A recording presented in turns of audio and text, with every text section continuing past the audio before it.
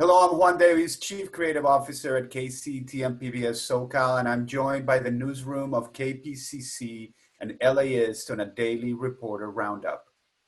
LA officials announced what would be a major pivot in how the LAPD polices the city. Libby, you have the details.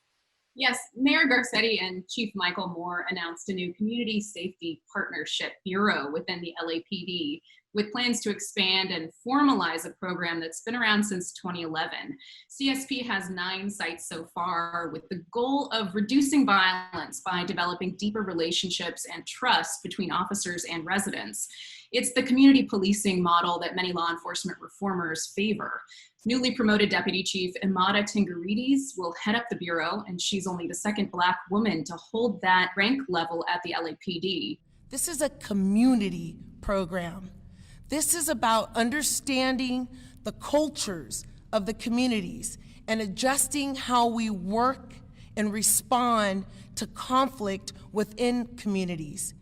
However, the mayor did not dedicate a formal funding source to the program, and it's still mostly running on private donations.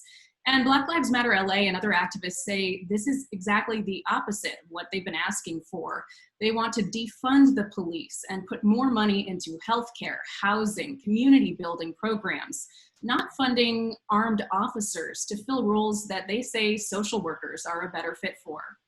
This is hypocritical, this is disingenuous, and this won't matter one bit because the lack of trust is connected to the lack of accountability.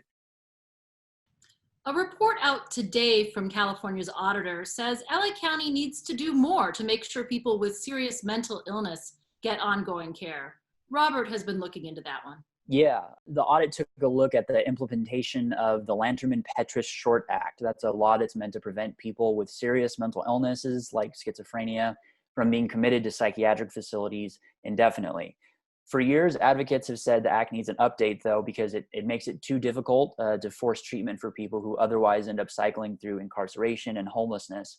But the audit found that the act already allows for sufficient involuntary treatment. Instead, it says that LA County needs to do more to link people with community-based treatment once the involuntary hold is over.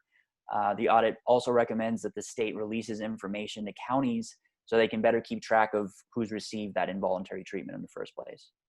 The city of LA pledged to have 90,000 trees by 2021. Jacob has a reality check. Yeah, so according to the city's forest officer, they're about a third of the way there. So with about roughly 31,000 trees planted so far.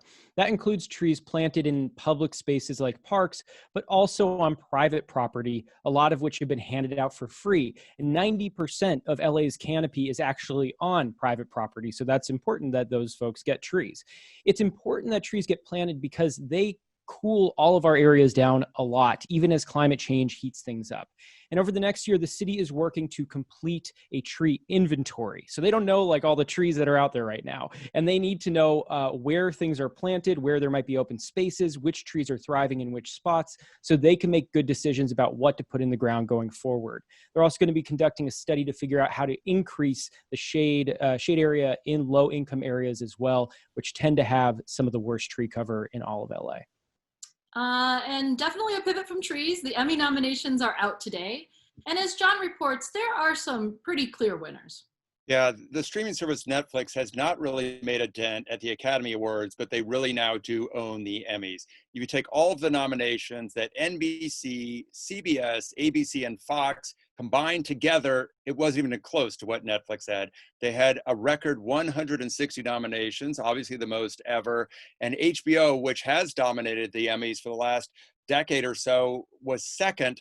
Netflix had 52 shows that were nominated, but the most nominated show was on HBO. It was Watchmen. It had a leading 26 nominations. So even though HBO lost Game of Thrones, it's still very much in the hunt, and Watchmen has the most nominations of any program.